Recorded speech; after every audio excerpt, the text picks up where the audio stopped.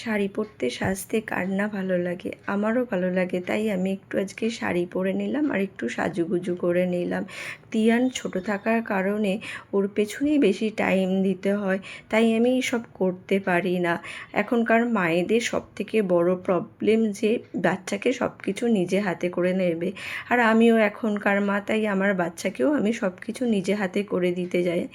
ওর মতো বয়সে আমার মায়েরা হয়তো এত কিছু করে দিত না, আমরা নিজেরাই সব কিছু করে স্কুলে টুলে চলে যেতাম।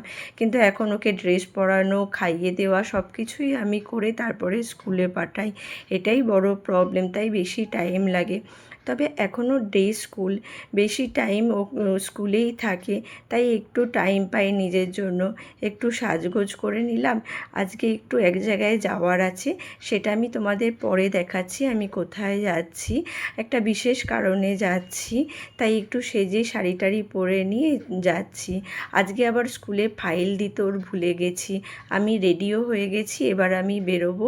ওর স্কুলে ফাইল দিতে হবে, কারণ ওর প্রজেক্ট আছে। ফাইলটা পৌঁছাতেই হবে, না হলে আবার প্রজেক্ট করতে পারবে না, বাড়িতে এসে চেঁচামেচি করবে।